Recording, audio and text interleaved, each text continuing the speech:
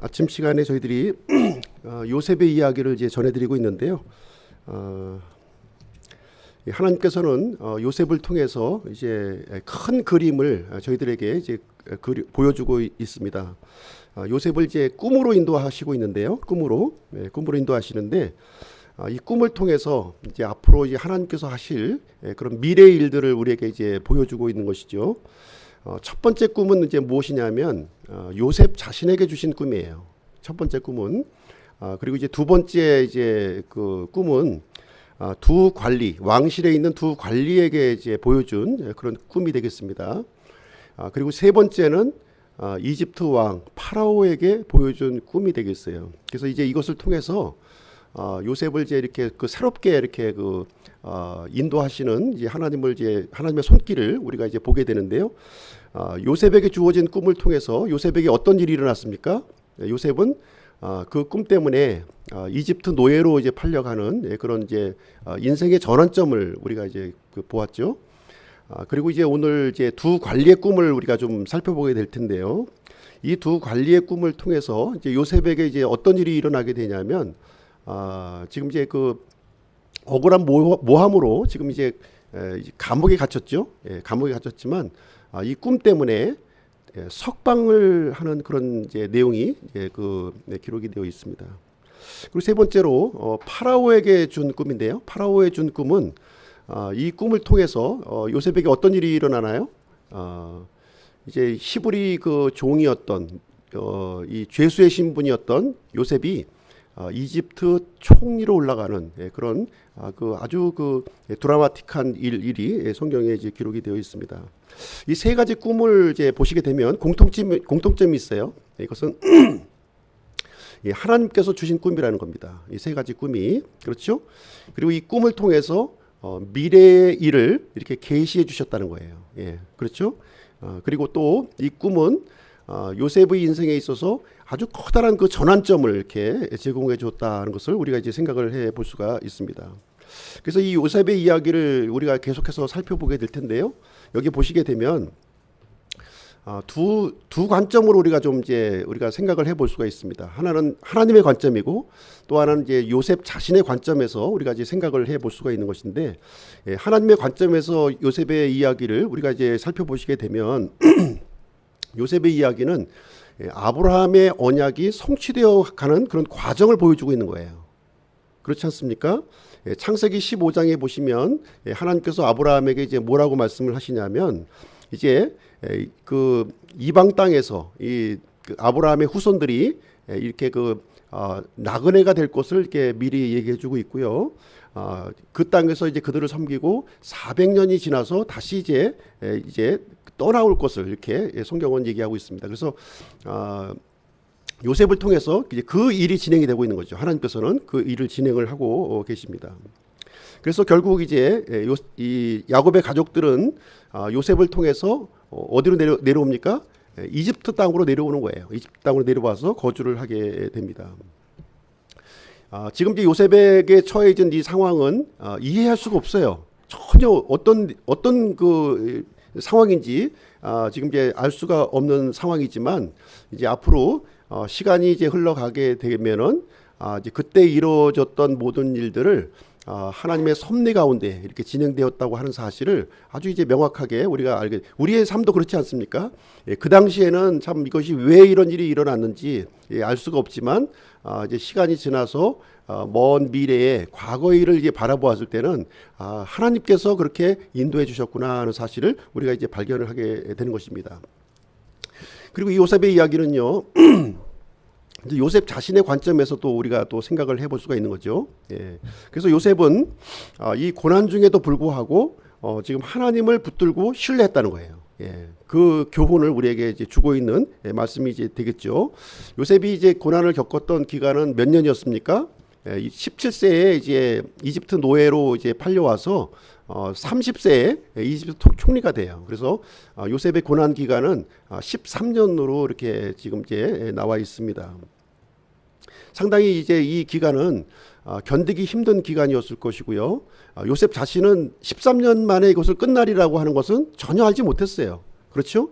그렇지만 그럼에도 불구하고 요셉은 이 고난과 역경 중에서도 앞길을 예측할 수 없는 그런 상황에도 불구하고 하나님을 이렇게 신뢰하는 그런 모습을 우리가 보고 있는 것입니다. 요셉의 모습을 보시게 되면 지금 이제 이 부당한 고난을 이제 많이 받았죠. 이제 그랬음에도 불구하고 요셉은 거기에 대해서 이렇게 슬퍼하거나 또 불평하거나 원망하는 그런 모습을 보이지 않았다고 하는 것입니다. 이 고난 중에도 불구하고 이렇게 그 하나님과 함께 하신다고 하는 그 믿음을 이렇게 끝까지 붙들었던 모습을 우리에게 알려주고 있습니다. 우리가 이제 인생을 살아가면서 이제 고난을 우리가 겪게 되죠. 이런저런 이제 힘든 일을 이제 겪게 되는데, 이 여러 가지 고난 중에서 하나님과 함께하는 고난, 이것은 의미가 있다는 거예요. 하나님과 함께하는 고난은 의미가 있다. 이렇게 성경은 우리에게 얘기해주고 있습니다. 하나님과 함께하는 고난은요, 이것은 나중에 영광으로 우리에게 주어진다는 거예요. 고난 뒤에 영광을 주어진다고 하는 사실입니다. 그래서 로마서 말씀을 보시게 되면 현재의 고난은 장차 받을 우리의 영광과 좋게 비교할 수 없다, 이렇게 우리에게 이제 말을 해주고 있습니다. 그래서 요셉의 모습을 보시게 되면 우리 고난받는 성도들의 모습을 예표하고 있다, 이렇게 말씀을 드릴 수가 있겠습니다. 그래서 우리가 이제 믿음으로 우리에게 당한 이 고난을요, 잘 이렇게 견뎌내면 우리는 정금과 같은 그런 모습으로 변화될 줄로 믿습니다. 그래서 오늘 아침 시간에는 해석은 하나님께 속한 일이다 하는 제목을 가지고 오늘 본문 말씀을 전해드리도록 하겠습니다. 진행할 순서는요, 첫 번째는 왕궁의 두 관리가 이제 투옥되는 사건을 이제 여기서 기록하고 있고요. 1절부터 3절까지. 그 다음에 이 감옥에 들어온 이 두 관리를 누가 섬깁니까? 요셉이 섬기게 되죠. 그렇죠? 4절에 보시면 요셉이 섬깁니다. 그리고 나서 이 두 관리는 각각 같은 날에 이제 꿈을 꾸는 내용이 이제 여기에 기록이 되어 있어요. 5절부터 8절까지 이렇게 되어 있습니다. 이 내용에 대해서 같이 오늘 오전 시간에 살펴보도록 하겠습니다. 왕궁의 이제 두 관리가 이제 투옥되는 사건인데요. 1절 말씀 한번 보시겠습니다. 40장 1절. 이 일들 뒤에 이집트 왕의 잠 맡은 자와 빵 굽는 자가 자기들의 주 이집트 왕에게 실수를 범하매, 여기 보시면 이 일들 뒤에 이렇게 기록하고 있죠. 이 일들 뒤에, 이 얘기는 무슨 얘기냐면 이 보디발이 요셉을 왕실의 감옥에 가둔 뒤에, 이런 의미를 이제 갖고 있는 것이 되겠습니다. 지금 요셉은 어떤 신분이었죠? 보디발의 2인자였어요. 비록 히브리 노예 출신이었지만 보디발의 그 2인자였습니다. 거기서 어디로 떨어졌습니까? 죄수의 신분으로, 죄수의 신분으로 이렇게 떨어지게 되었습니다. 지금 이 상황이 어떻게 보면 요셉이 그 노예로 끌려왔을 때보다 노예로 끌려왔을 때는 진짜 정신이 없었고요. 지금 이제 이 2인자의 자리에서 죄수가 된다고 하는 것은 아마 더 큰 충격일 수도 있어요. 모든 상황을 지금 이제 본인이 인식하고 있는 가운데 이 나락으로 떨어졌을 때에는 참 감당하기가 굉장히 힘든 그런 상황이었을 것으로 생각을 합니다. 그럼에도 불구하고 요셉의 모습을 보시게 되면 여전히 변함이 없는, 이 환경이 전혀 영향을 받지 않고 있는 요셉의 모습을 우리는 이제 보게 됩니다. 그래서 요셉은요, 아버지의 그 사랑받는 아들로 있었을 때나, 그리고 형들의 모함을 받아서 이집트 노예가 되었을 때나, 또 이 보디발의 집에 들어와서 2인자가 되었을 때나, 지금 이제 또 모함을 받아서 감옥의 죄수로 들어왔을 때나, 이 변함없는 모습을 우리는 이제 여기서 보게 되는 것입니다. 만약에 우리가 이제 상황에 따라서 이렇게 다른 믿음을 우리가 갖는다면 이 바른 믿음에 있다고 할 수가 없는 거죠. 그렇죠? 이 진정한 믿음이라고 하는 것은 내 주변을 둘러싸고 있는 환경이 어떤 환경에 있든지, 이게 요셉과 같이 변함없는 그런 믿음을 갖고 있는 것이 바로 이제 진정한 믿음이다, 이렇게 말씀을 드릴 수가 있습니다.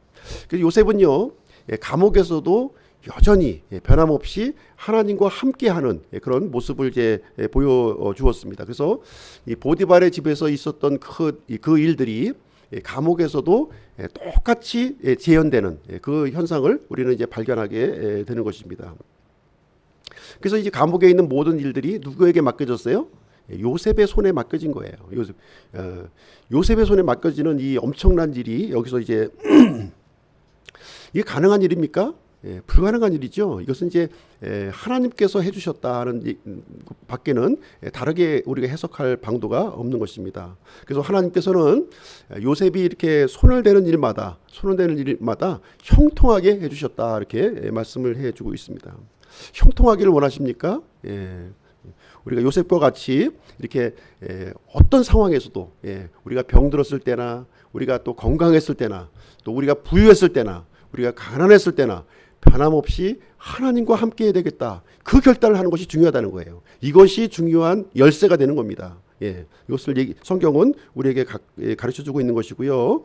그래서 우리가 이제 이 요셉과 이 하나님과 함께하는 이 결단이라고 하는 것은 어떤 결단이냐면 세상의 형통과 또 이 하나님의 형통을 제가 말씀드렸어요. 그래서 이 요셉의 형통은 무엇을 얘기해주고 있냐면 기꺼이 내가 손해를 보는 거예요. 기꺼이 내가 낮은 자리로 내려가는 겁니다. 기꺼이 내가 다른 사람의 유익을 구하는 거예요. 이것이 하나님의 형통을 이게 경험하는 그런 방법이다 하는 것을 우리에게 얘기해주고 있습니다. 세상의 형통과 다르다는 거예요. 지금. 그러면 우리가 이제 이런 것을 요셉과 같이 이렇게 실행했을 때에는 우리 각자의 이렇게 위치에 있는 그런 장소에서 하나님의 형통을 경험하게 될 것을 믿습니다. 자, 여기 보시게 되면 이제 왕실에 큰 사건이 지금 일어났어요. 큰 사건이 지금 일어났는데 어떤 내용을 지금 기록하고 있냐면 잡 맡은 자와 빵 굽는 자, 이 두 사람이 이제 이 왕에게 큰 실수를 지금 했다. 이제 뭐 실수를 했다고 지금 얘기를 해주고 있지만 아마 이제 왕의 건강상에 큰 문제가 아마 생긴 것 같습니다. 그래서 원인은 밝혀지지 않았고요. 그래서 이 음식을 담당했던 두 책임자를 지금 이제 감옥에 이제 가두고 지금 이제 조사를 진행하고 있는 그런 상황이 되겠어요. 두 사람이 다 이제 어떤 그 죄의 연루는 되었는데요. 그러나 한 사람은 억울하게 지금 들어와 있는 것이고요.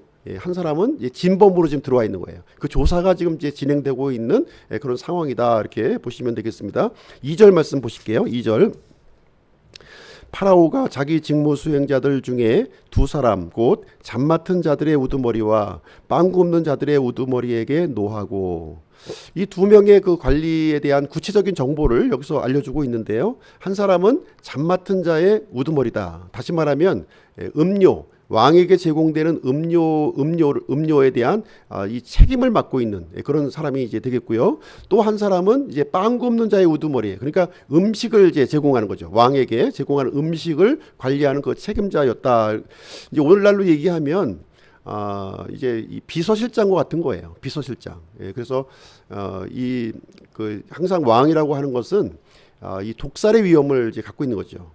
독살이나 어떤 그 반역의 어떤 그런 위험에 노출되어 있기 때문에 이 잡 맡은 자와 이 빵 굽는 자는 대단히 중요한 위치고요. 아주 고위급 이제 어떤 이제 관리에 해당되는 것으로 여기서 얘기를 해주고 있습니다. 3절 말씀 보실게요. 3절. 그들을 호위대장의 집에 감금하여 감옥에 두었는데 그곳은 요셉을 묶어둔 곳이더라. 요셉이 이제 gat혀 있는 이 장소에 이 두 명의 관리가 이제 여기에 들어오게 되었다는 내용을 우리에게 이제 말해주고 있습니다. 여기서 보시게 되면 우연이라고 하는 것은 없다는 거예요. 우리 믿는 사람에게 우연이라는 없어요. 우연은 없습니다. 하나님께서 모든 것들을 이렇게 간섭하시고 개입하시고 있다는 것을 여기서 우리에게 가르쳐주고 있는 내용이 되겠습니다. 어떻게 공교롭게 지금 이 두 명의 관리가 이제 요셉과 같은 감옥에 있게 되었을까 하는 내용이 되는 것이죠. 그래서 지금 요셉이 지금 무고한 그 죄로 투옥이 되었고요. 또 왕실의 어떤 이 중대한 사건이 이제 또 발생을 했고요. 거기에 연루되었던 그 두 책임자가 지금 이제 요셉이 갇혀 있는 이 감옥에 들어와 있는 그 일련의 사건은 그냥 어쩌다가 이렇게 우연히 일어난 것이 아니라 지금 하나님의 섭리 가운데 이 일이 진행되고 있다 하는 것을 성경은 우리에게 말씀을 해주고 있는 것입니다. 그래서 이런 이 부분에 있어서 우리 믿는 사람들이 어떻게 여기 태도를 가져야 될 것인가 하는 것이죠. 어떤 태도를 가져야 되는가, 이것은 굉장히 중요하다는 거예요. 이것을 이제 믿음의 태도를 갖느냐 아니면 불신의 태도를 갖느냐 하는 것은 대단히 중요하다는 거예요. 이것이 이제 중요한 부분을 우리에게 이제 갈라주게 되는 것인데요. 우리가 이제 믿음으로 이것을 받아들이게 되면 하나님의 이런 이 섭리 가운데 진행되는 일을 내가 믿음으로 이렇게 대처를 하게 되면 하나님께서 준비해 주신 그 아주 소중한 것을 우리가 얻게 되는 거예요.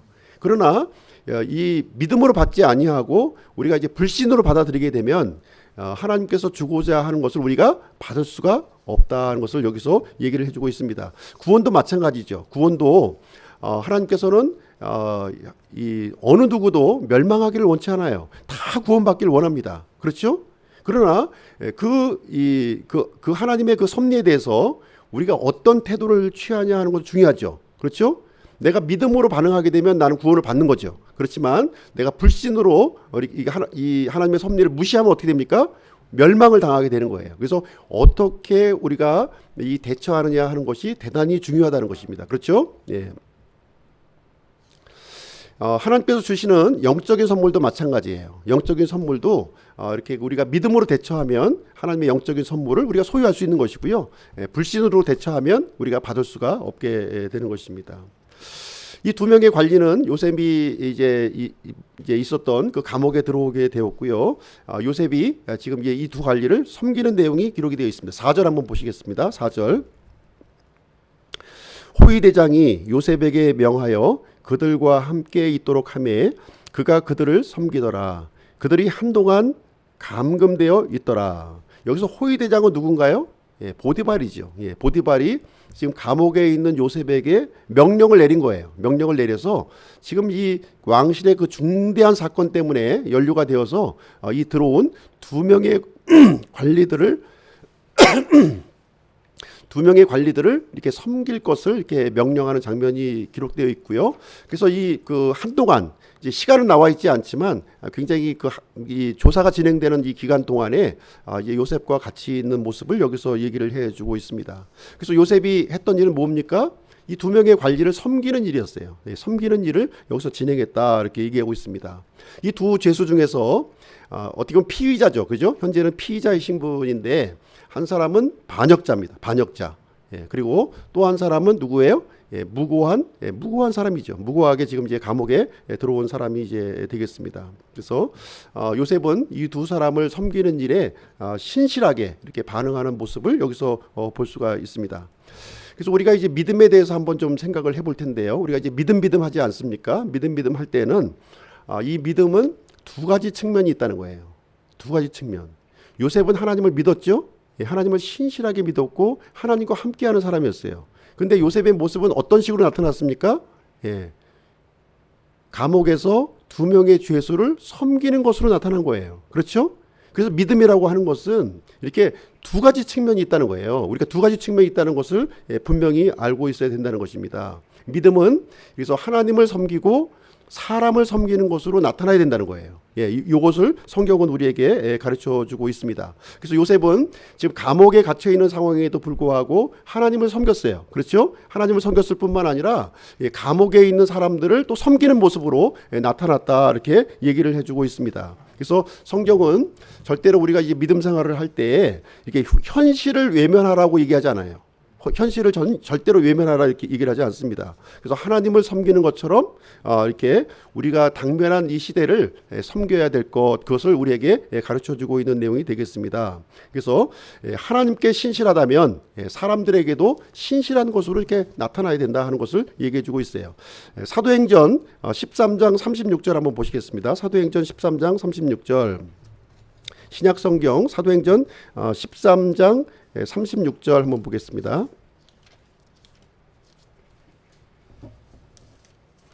창세기는 그대로 두시고요. 사도행전 13장 36절 한번 보겠습니다.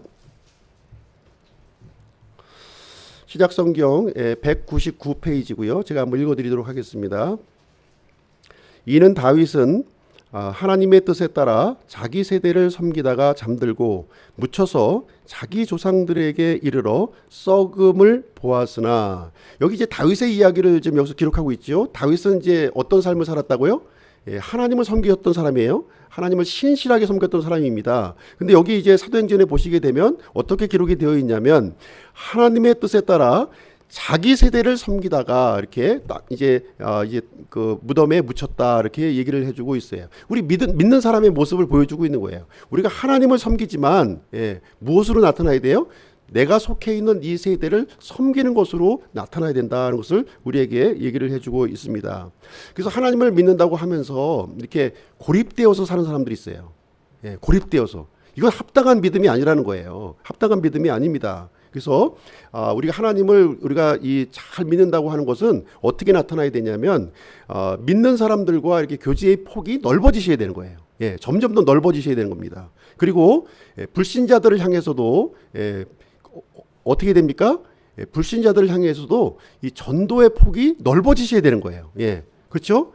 내가 하나님을 이렇게 믿음 생활에 깊어지면 깊어질수록 믿는 사람들과의 관계도 깊어져야 되겠지만, 이 불신자들을 향해서도 내가 믿는 이 하나님을 이렇게 증거하는 그 이 범위가 늘어나야 된다는 거예요. 이것을 얘기를 해주고 있는 것이죠. 우리가 한 반대의 경우를 한번 살펴보겠습니다. 하나님을 믿는다고 하면서 세상 가운데 그냥 사는 사람도 있어요. 그냥 나는 하나님 믿어, 구원을 받았어요. 그런데 계속 세상 가운데 이렇게 사는 사람들이 있어요. 이것도 이 잘못된 믿음의 태도라는 거예요. 특별히 요즘에는 또 이렇게 그 코로나 시대라고 또 뭐 비대면 예배가 어디 있습니까? 그 이제 그 불신자들이 만들어낸 얘기죠. 그렇죠? 비대면 예배는 없어요. 하나님은 대면에서 예배를 드리는 거 좋아하시지, 비대면 예배는 하나님이 기뻐하지 않으시는 거예요. 근데 부득이해서 내가 알래스카에 있어요. 교회를 나올 수 없는 상황이야. 그러면 비대면으로 드려야 되겠죠. 나올 수 있는데 안 나오는 거는, 이거는 하나님이 기뻐하시는 것이 아니라는 거예요. 마스크 쓰고 콘서트장도 가는데 마스크 쓰고 왜 예배 못 옵니까? 그건 이율배반적인 내용을 우리에게 말씀을 해주고 있는 것입니다. 그래서 우리가 살아가면서 보시게 되면 중요한 일이 있고 필요한 일이 있는 거예요. 중요한 일이 있고 중요한 건 뭐고 필요한 건 뭡니까? 중요한 것은 하나님을 이렇게 믿는 겁니다. 그렇죠? 그리고 필요한 것은 우리가 이 시대를 다윗처럼 이 시대를 섬기는 일이에요. 내가 소속해 있는 가족을 섬기고요. 내가 소속해 있는 공동체를 섬기고요. 또 이 교회를 섬기고 이런 걸 얘기하고 있는 거예요. 우선적으로 중요한 일이 있습니다. 중요한 일을 회피하시면 안 되는 거예요. 필요한 일들은 적절하게 우리가 진행하면 되는 겁니다. 때로는 열심히 할 수도 있고요. 때로는 뭐 좀 이렇게 좀 속도감을 늦춰서 우리가 할 수도 있는 그런 일이 이제 되겠습니다. 그래서 우리 믿는 사람들은 하나님도 섬겨야 되지만 세상도 우리가 섬겨야 된다는 거예요. 왜 그렇습니까? 우리 믿는 사람들은 어떻게 불러주셨어요? 통로로 불러주신 거예요. 통로라는 거예요. 하나님께로 나아가는 통로가 될 뿐만 아니라 세상 사람들에게 하나님을 전달하는 통로가 된다는 거예요. 이 사실을 우리가 절대로 잊어서는 안 된다는 것을 얘기해 주고 있습니다. 그래서 믿음 생활은요, 절대로 나 혼자 잘 먹고 잘 사는 것이 아니라는 거예요. 그건 세상의 방식이에요. 세상의 방식입니다. 그렇다고 해서 악한 일에 동참해서는 안 되겠죠. 악한 일과는 우리가 정확하게 구별을 해야 될 것이고요. 그 사도행전 13장 36절에서 보시다시피 세상을 섬기되 어떻게 섬기냐면 하나님의 뜻대로 섬기는 겁니다. 하나님의 방법대로 섬기는 거예요. 내 방법대로 섬기는 것이 아니에요. 어떤 목사님은 뭐 이게 바포 목사님이라고 또 있으신데 그것은 자기 방식으로 섬기는 거예요. 자기 방식으로. 하나님의 방식으로 섬겨야 될 것을 분명하게 우리에게 가르쳐주고 있는 것입니다. 그래서 우리 믿는 사람들은 이렇게 세상의 빛을 비춰주고 또 이 세상에 있는 이 사람들을 하나님 앞으로 이렇게 인도할 책임이 있는 거예요. 인도할 책임이 우리에게 있다. 그것을 얘기를 해주고 있습니다. 그래서 요셉은 감옥에 갇혀 있음에도 불구하고 이렇게 하나님을 섬기는 것으로서 나타났고요. 그리고 감옥에 갇혀 있는 이 죄수들을 이렇게 또 하나님을 섬기듯이 그 마음을 가지고 섬겼던 모습을 이 4절의 말씀을 통해서 우리가 발견할 수가 있는 것입니다. 근데 이 관리에게서 일어난 일을 한번 보실 텐데요. 5절 한번 말씀 보겠습니다. 40장 5절 한번 보겠습니다. 창세기 40장 5절. 감옥에 묶여 있던 이집트 왕의 잠 맡은 자와 빵 굽는 자가 둘 다 꿈을 꾸되 각 사람이 하룻밤 사이에 각각의 꿈 해석대로 꿈을 꾸었더라. 성경에 보시게 되면 꿈에 대한 그 기록이 많이 나오죠. 그렇죠? 꿈에 대한 기록이 많이 나오고 있습니다. 우리가 이제 꿈에 대해서 우리가 좀 이제 우리가 짚고 넘어가야 될 부분이 있는데요. 성경이 기록되기 이전의 꿈, 그리고 성경 기록이 완성된 이후의 꿈, 이것을 우리가 구별할 수 있어야 된다는 거예요. 그렇죠? 하나님의 말씀이 완성되기 전에는 하나님께서 이렇게 꿈이나 환상이나 아니면 대언자를 통해서 하나님의 뜻을 알려주셨어요. 그렇죠? 지금 요셉 시대에는 하나님의 말씀이 완성됐습니까? 안 되었죠. 그렇기 때문에 하나님께서는 꿈을 통해서 자신의 뜻을 이렇게 알려주셨던 거예요. 그 얘기를 지금 이제 기록하고 있는 것이고요. 오늘날에는 하나님의 말씀이 완성돼 있어요. 그래서 성경 말씀에 보니까 뭐 꿈으로도 계시하신다더라. 그래가지고 오늘날에도 꿈을 통해서 하나님의 뜻을 알려고 해서는 안 된다는 거예요. 그렇죠? 그 부분을 명확하게 우리가 알고 있어야 되겠습니다. 여기 이제 두 관리는 이렇게 보시게 되면 같은 날에 각각 다른 징조의 이런 꿈을 꾸었다, 이렇게 여기서 이제 얘기를 해주고 있어요. 근데 이 두 사람은요, 어떤 꿈을 꾸었냐면 자기 직무에 관련된 꿈을 꾼 거예요. 잠 맡은 자는 음료에 관련된 꿈을 꾸었고요. 또 빵 굽는 자는 음식에 관련된 꿈을 이렇게 꾸게 되었습니다. 이제 6절 7절 한번 보겠습니다. 6절 7절. 아침에 요셉이 그들에게 들어가 그들을 보았는데 보라, 그들이 슬퍼함으로 그가 자기 주인의 집에 감금되어 자기와 함께 있던 파라오의 직무 수행자들에게 물어 이르되 어찌하여 오늘은 당신들이 그리 슬퍼 보이나이까 하매. 여기 이제 그 6절 7절 말씀을 통해서 우리가 좀 생각해 볼 수 있는 것은 무엇이냐면 섬기는 자의 태도예요. 섬기는 자는 어떤 태도를 가져야 되는가 하는 것을 여기서 요셉을 통해서 우리에게 보여주고 있는데요. 6절 말씀을 보시게 되면 어떻게 시작합니까? 아침에 이렇게 시작하죠. 아침에. 아침이라고 하는 말은 이 사람마다 다 틀릴 거예요. 그렇죠? 사람 어떤 분은 아침이 한 10시쯤 이제 생각하시는 분이 있고, 또 어떤 분은 이제 이 9시 이렇게 생각하시는 분이 있는데, 성경에서 아침에 이렇게 얘기하면 이제 어느 시점을 얘기하냐면 새벽 6시를 얘기하는 거예요. 동틀 무렵을 아침에 이렇게 정오에 그러면은 이제 이제 11시부터 1시 사이, 그 사이를 얘기하고 있는 것이고요. 저녁에 이렇게 얘기하면 이제 오후 6시 해질 무렵을 이렇게 해를 기준으로 해서 이렇게 이 시점을 이제 하고 있는데요. 여기 보면 아침에 이렇게 하면은 이제 새벽녘에 얘기하는 거예요. 굉장히 이제 아침에 움직인다고 하는 것은 부지런하다는 거예요. 부지런한 사람을 여기서 이제 염두에 두고 기록한 내용이 이제 되겠습니다. 그리고 이 요셉이 이제 이 아침에 이제 어떤 일을 했냐면 이제 들어갔다는 거예요. 들어갔다. 이 두 관리가 이제 갇혀 있는 그 감옥 안으로 들어갔다는 거예요. 보통 이제 간수들이 이렇게 이제 죄수들을 이제 관리할 때는 들어가지 않죠. 들어가지 않고 밖에서 땅땅 쳐가지고서 이제 살았나 죽었나 이제 그것만 살펴보는 게 아마 전부일 거예요. 근데 요셉의 경우는 이 문을 따고 그 안으로 들어갔다, 방문했다 있는 모습을 여기서 보여주고 있고요. 그 다음에 이제 이 두 관리의 이 슬픔이 있는 모습을 보았다, 이렇게 하고 있어요. 보았다. 보았다 우리 하고 있는데요. 이 보니까 여기서 내용에서 무엇을 우리가 볼 수 있냐면 요셉의 경우에 있어서는 이렇게 이 영적인 안목이 있었던 거예요. 그렇죠? 예. 우리가 이제 사람의 어떤 이 얼굴이나 이런 것을 통해서 그 사람의 상태를 우리가 이제 가늠할 수가 있거든요. 근데 쉽지가 않아요, 사실은. 예, 우리가 이제 주일날 이렇게 뵙지만 이게 수심이 좀 있으신지 이제 우리 이제 이진천 형제님이 이제 아내가 이제 참 아주 심각한 그런 충격적인 그런 내용을 받아서 아주 그냥 참 어떻게 할 줄 모르는 막 이런 이제 모습이 있었어요. 그래서 이제 뭔 일이 있으신 것 같구나 했는데 이제 그 내용을 이제 설명을 이제 쭉 해주셨는데 해주시니까 알았던 거죠. 근데 이제 어쨌든 이제 이렇게 사람을 딱 봤을 때 그 사람이 갖고 있는 마음의 상태를 읽는다고 하는 것은 좀 힘듭니다. 그렇죠? 예. 보통 관심을 갖고 이제 보지 않으면 어려운 그 부분이 되겠죠. 근데 요셉의 경우는 이제 이 두 관리의 아주 이 슬픔을 갖고 있는 그 모습을 보았다 이렇게 얘기하고 있습니다.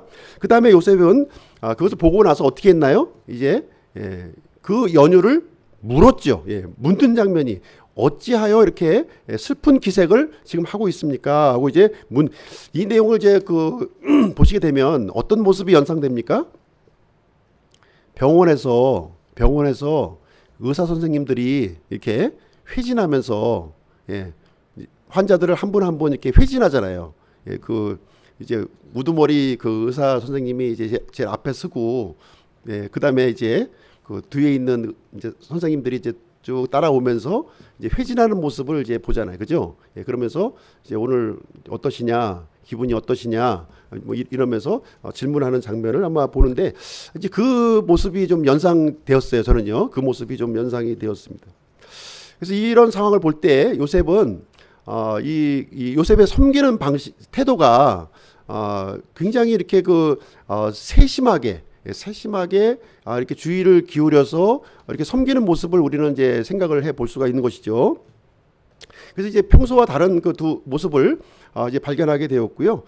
이것을 절대로 이제 그냥 지나치지 않았던 거예요. 그래서 무슨 일 때문에 이렇게 이제 이렇게 슬픈 기색을 갖고 있습니까? 하고 묻는 장면이 여기 기록되어 있습니다. 8절 말씀 보시죠. 8절. 그들이 그에게 이르되 우리가 꿈을 꾸었으나 그것을 해석할 자가 없도다 하거늘 요셉이 그들에게 이르되 해석은 하나님께 속한 일이 아니니까 청하건대 내게 그 꿈들을 고하소서 하니라. 이집트에는 이제 보시면 이제 그 기록에 보시면 꿈을 해석하는 사람들이 있었다고 그래요. 꿈을. 근데 이제 지금 이제 이 두 관리는 감옥에 갇혀 있기 때문에 그 전문가들에게 갈 수는 없었던 거죠. 그래서 그 상황을 지금 요셉에게 이제 설명해주고 있는 그런 이제 모습이 되겠습니다. 아마도 이제 이 두 사람은 판결을 앞두고 있었던 것 같아요. 최종 판결을 이제 조사를 충분히 이제 지금 받았고요. 이제 한 사람은 이제 진범이고 한 사람 무고하게 이제 들어와 있는 상태인데 지금 이제 그 결과를 아마 기다리고 있는 그런 아마 두 사람이 다 불안하겠죠 지금. 그런 상황에서 이제 꿈을 꾸게 되었고 꿈의 내용이 너무 이제 자꾸 마음이 밟히는 거죠, 그죠? 그런 상황에 놓여져 있습니다. 그래서 여기서 이제 도움을 줄 수 있는 사람이 바로 이제 요셉이 유일했던 거예요. 요셉이 직접적으로 대면해서 이렇게 섬겼던 그런 사람이었기 때문에. 이때 요셉은 어떻게 이제 이 두 관리를 접근하고 있는지 8절 내용이 우리에게 이제 알려주고 있습니다. 여기 보시게 되면 요셉이 이제 제일 먼저 하고 있는 내용이 하나님을 소개하고 있다는 거예요. 자기가 믿고 있는 여호와 하나님을 이 두 사람에게 소개시켜주고 있는 거예요. 아마 평상시에도 그러지 않았을까요? 평상시에도 아마 자기가 믿는 하나님을 계속해서 얘기를 했을 거예요. 그렇죠? 특별히 오늘 이제 이런 특별한 상황에서도 이제 이 하나님을 지금 이제 소개하는 장면이 여기에 기록되어 있는데요. 해석은 하나님께 속한 일이 아니니까 청하건대 내게 그 꿈들을 고하소서 이렇게 얘기를 하고 있습니다. 이 꿈의 해석은요, 어떤 책이나 이론이나 어떤 경험을 통해서 주어지는 것이 아니라 이 꿈의 해석은 하나님께서 해주신다는 것을 여기서 이제 요셉은 분명하게 여기서 이제 언지를 해주고 있습니다. 그래서 이 요셉의 이 경우를 우리가 좀 앞으로 살펴볼 텐데요. 요셉에게는 지금 이제 어떤 능력이 있는 것 같아요? 지금 보시면 많은 능력이 있지만 그 중에서도 꿈을 해석하는 이 지혜가 요셉에게 있었다는 것을 우리는 이제 다음 주에도 한번 이제 살펴볼 텐데요.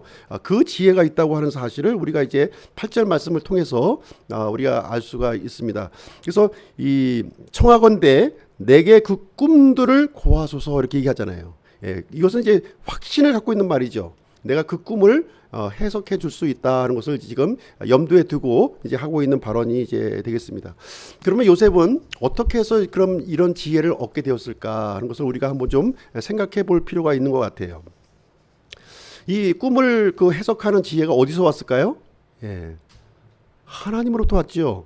당연히 하나님으로부터 이렇게 오게 되었다는 것을 우리는 이제 이 요셉의 삶을 통해서 충분히 짐작할 수 있는 그런 상황이 이제 되겠습니다. 요셉의 이런 지혜, 지식이라고 하는 것은 바로 하나님에게서 이렇게 전달되었다는 것을 우리 생각할 수가 있습니다. 그럼 이 하나님으로부터 오긴 왔는데, 그럼 그 비밀은 어디에 있느냐? 그 비밀은 바로 하나님과의 친밀함에 있다는 거예요. 친밀함.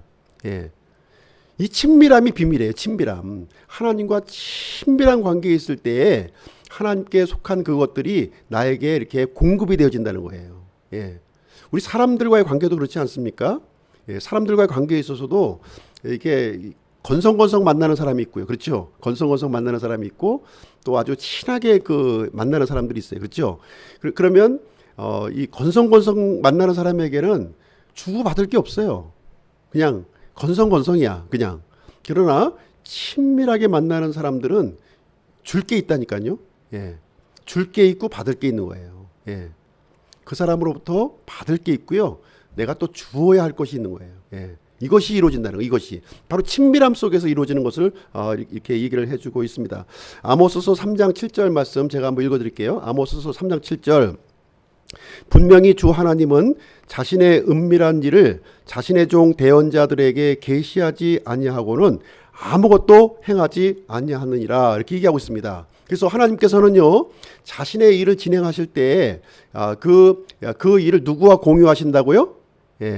이 대언자들과 공유하신다, 이렇게 얘기를 해주고 있는 거예요. 그래서 이 하나님께서 일하시는 방법은 이렇게 무조건 이렇게 뜬금없이 이렇게 진행하시는 것이 아니라 자신의 종에게 먼저 이것을 알려주시고 그 다음에 그 일을 실행하는 방식으로 이렇게 진행을 하고 있는 것입니다.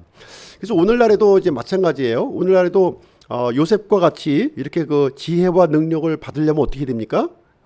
이 능력을 받으려면, 지혜를 받으려면 그 비밀은 그리스도와의 친밀함이 있다는 거예요. 그리스도와의 친밀함을 갖게 되면 그리스도로부터 그 지혜와 지식을 우리가 공급받게 된다는 것을 우리에게 말씀해 주고 있습니다.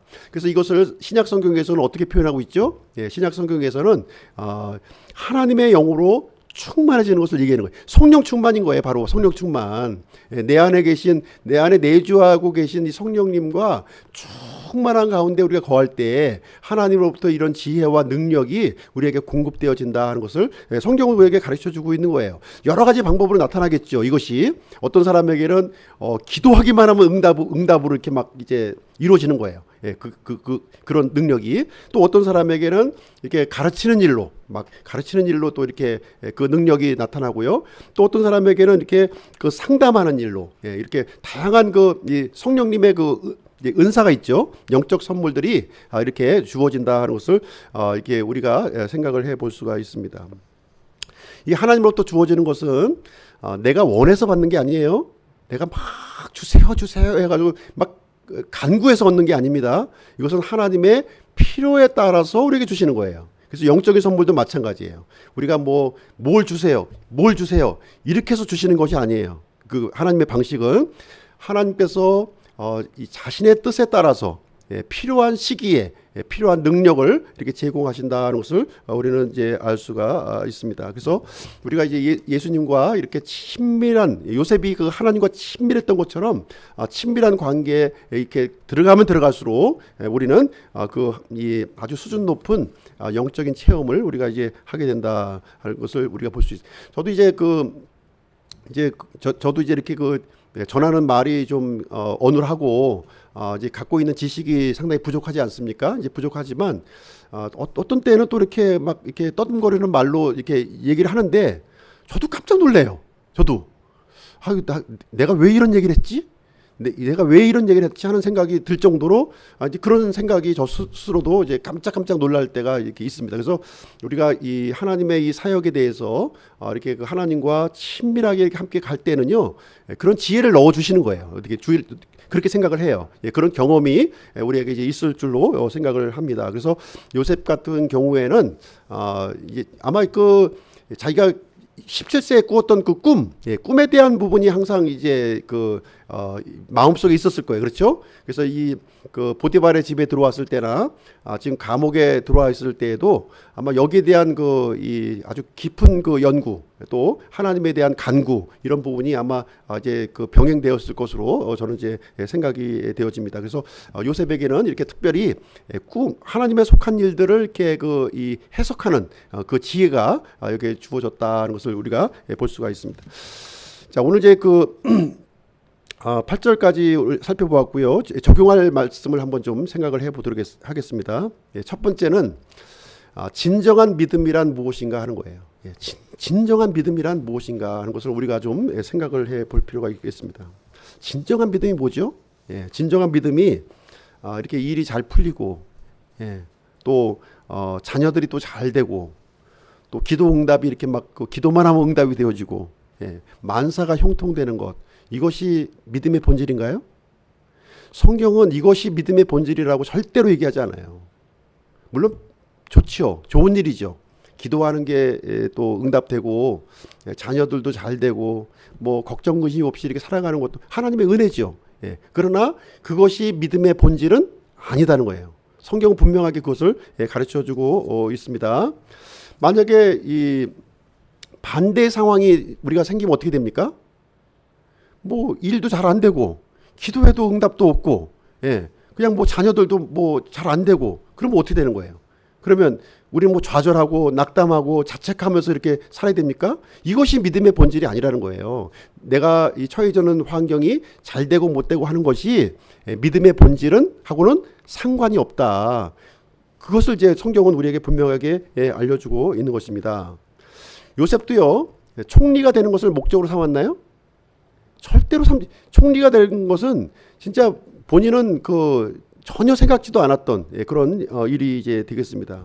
요셉이 목적으로 삼았던 것은 무엇이에요? 요셉은 어떤 상황에 내가 처해 있더라도, 어떤 상황에 처해 있더라도 내가 하나님을 붙들고 하나님과 함께 되겠다. 그것을 목적으로 삼았던 거예요. 그렇기 때문에 어떤 좋은 환경이든 나쁜 환경이든 관계없이 하나님을 붙드는 그런 삶을 살았다는 것을 우리가 생각을 해볼 수가 있습니다. 그래서 우리 앞에 있는 이 고난이 없어지는 것이 믿음이 아니에요. 절대로. 그 성경에서 가르쳐주는 믿음은 무엇이냐? 하나님과 함께 이 고난을 극복하고 헤쳐나가는 겁니다. 고난은 어쩔 수 없이 주어져요.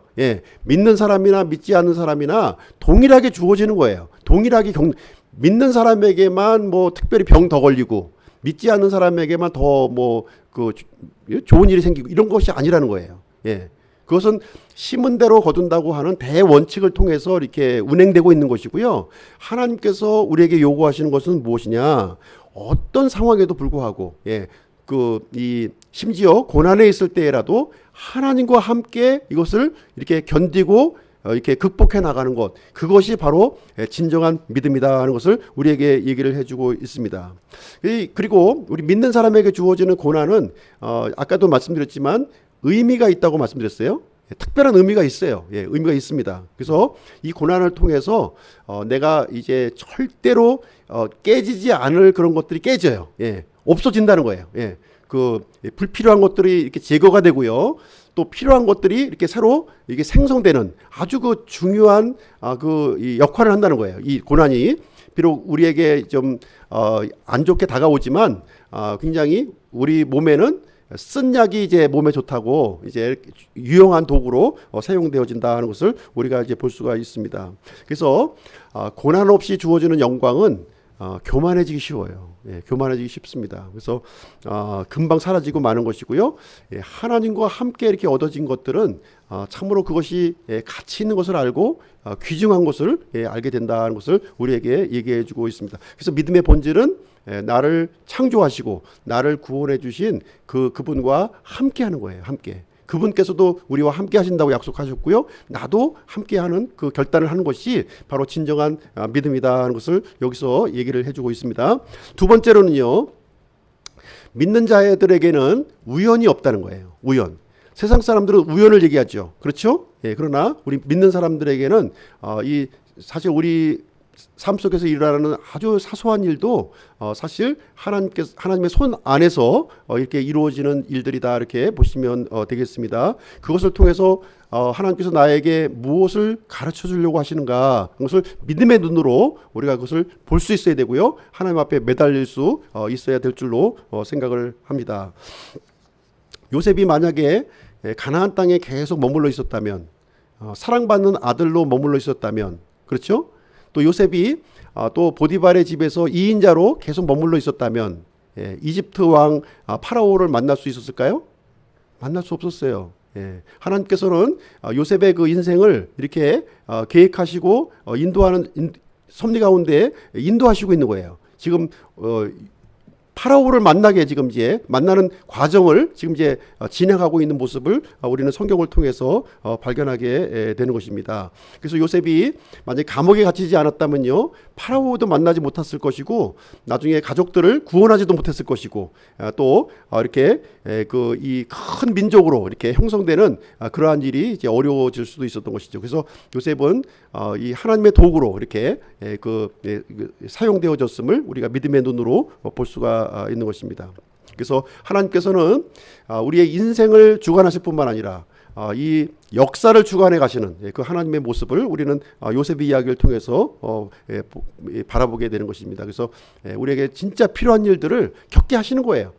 그것을 우리가 이제 믿음으로 대처하는 것이 대단히 중요한 거죠. 믿음으로 대처했을 때에는 하나님께서 이 최선의 그 길로 우리를 인도하시고 또 최선의 결과를 우리에게 주실 줄로 이렇게 믿는 것입니다. 그래서 우리가 매일같이 겪고 있는 이런 일들에 대해서 어떻게 우리가 대해야 될까요? 좋은 일 만나면 헤헤 웃고 나쁜 일 만나면 울상을 하고 물론 그런 감정은 직접적으로 들죠. 그렇지만 성경에서 우리에게 가져야 될 태도는 무엇이냐면 내 모든 잠언 3장 6절 제가 읽어드릴게요. 잠언 3장 6절에 보시면 내 모든 길에서 그분을 인정하라. 그리하면 그분께서 내 행로들을 지도하시리라 이렇게 말씀을 해주고 있습니다. 우리가 모든 길에서 하나님을 인정하고 나아갈 때 그렇죠? 그렇게 되면 하나님이 나의 삶의 여정을 인도해 가신다는 거예요. 하나님이 주도적으로 인도해 가신다 이렇게 약속의 말씀을 우리에게 주고 있는 것입니다. 그래서 우리가 하나님을 인정하는 그런 삶을 살아가시기를 바랍니다. 세 번째 교훈을 좀 말씀드릴게요. 세 번째 적용할 교훈은 우리 구원받은 사람들은요 세상을 섬기는 사람들이라는 거예요. 세상을 이 부분이 좀 이렇게 잘 안 되고 있는 부분이 이제 되겠는데요. 우리는요 하나님을 섬기도록 부르심을 받았죠. 그렇죠? 이 부분에 대한 이의가 없죠. 뿐만 아니라 우리 구원받은 사람들은 세상을 섬기도록 부름받았다는 사실도 잊어서는 안 된다는 거예요. 이것이 같이 균형을 우리가 이루어야 된다는 것을 우리에게 말씀을 해주고 있습니다.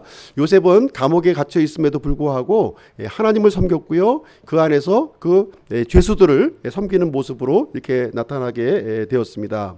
그래서 우리는 하나님을 신뢰하면서 이 세상을 살아가고 있는 거예요. 그렇죠? 세상을 떠나서 우리가 분리된 공간에서 하나님을 섬기는 것이 절대로 아니다는 사실입니다. 예, 그 내용을 우리가 좀 이해할 필요가 있겠습니다. 그래서 하나님을 섬기는 태도로 이렇게 세상을 섬기는 태도를 가져야 된다는 거예요. 이게 다르면 안 돼요. 같아야 되는 거예요. 예, 하나님에 대해서는 아주 이런 A 패턴의 방식을 내가 취하고 세상의 방식은 B 패턴의 방식으로 가서는 안 된다는 거예요. 동일한 방식으로 해야 되는 거예요. 동일한 방식으로. 그렇다고 해서 세상의 악을 내가 인정하고 그 악에 빠진다는 걸 얘기하는 거 아니에요. 분명히 악에 대해서는 우리가 구별돼야 되겠지만 그러나 이제 그 세상을 섬기는 그런 태도는 우리가 일관된 모습을 가져야 된다 하는 것을 얘기해 주고 있습니다. 왜냐하면 우리는 통로라는 거예요. 통로. 통로는 통로고예요. 통로. 요셉이 나중에 총리가 됩니다. 총리가 되는데 하나님께서 금가루를 묻혀주셨어요. 요셉에게 금가루를 묻혀주신 거예요. 금가루. 절대로 요셉은 교만하지 않았어요. 금이 아니기 때문에, 자신이 금이 아닌 걸 알았기 때문에 하나님이 금가루를 얹어주었어도 그거 가지고 교만하지 않았다니까요. 여전히 겸손했던 거예요. 자신은 통로였기 때문에 순수하게 하나님의 통로가 되는 거예요. 우리 믿는 사람들은 하나님의 통로가 되는 거예요. 예, 하나님으로 가는 통로가 되어야 되는 것이고요. 또 하나님을 세상 속으로 전달하는 통로가 되어야 된다 하는 것을 우리 성경은 분명하게 얘기해 주고 있어요. 세상에 전달하는 역할을 우리가 간과해서는 안 돼요. 하나님을 전달하도록 나타내도록 우리를 불러주셨다는 것을 우리에게 얘기해 주고 있는 것입니다. 자, 요셉은요, 하나님을 섬겼고 하나님을 섬기듯이 사람들을 섬기는 것으로 나타났다 이렇게 말씀을 해주고 있습니다. 자, 결론을 말씀드릴게요. 결론은 우리는 하나님과 세상을 섬기는 사람이 되어야 된다는 것을 얘기해주고 있습니다. 인생의 문제로 고민이 많으십니까? 풀리지 않는 문제로 이렇게 어려움이 많이 있습니까? 아니면 미래에 대한 일로 걱정 근심이 또 많이 있습니까? 해석은 누구에게 속해 있다고요? 하나님께 속해 있다는 거예요. 하나님께. 근데 그 비밀은 내가 믿음으로 반응하느냐 아니면 불신으로 반응하느냐에 따라서 결과는 정반대의 결과를 우리가 얻게 될 것입니다. 그래서 하나님만이 우리 인생의 문제를 해결해 줄 수가 있어요. 나의 문제를 해결해 줄 수 있다는 거예요. 하나님만이 가능하죠. 사람은 불가능합니다. 하나님이 결심만 하시면 그 모든 문제가 해결될 수 있습니다. 그래서 요셉과 같이 하나님만을 의지하고 이렇게 신뢰하는 삶을 살 때에 이런 영적인 통찰력을, 안목을 우리가 갖게 되고요. 하나님께서 주시는 그 영광을 우리가 경험하게 될 줄로 믿습니다. 그래서 오늘 아침에는 해석은 하나님께 속한 일이다라는 제목으로 말씀을 전해드렸고요. 하나님으로부터 해답을 얻는 그런 복된 인생이 되시기를 주님의 이름으로 축복합니다. 기도하시고 마치겠습니다.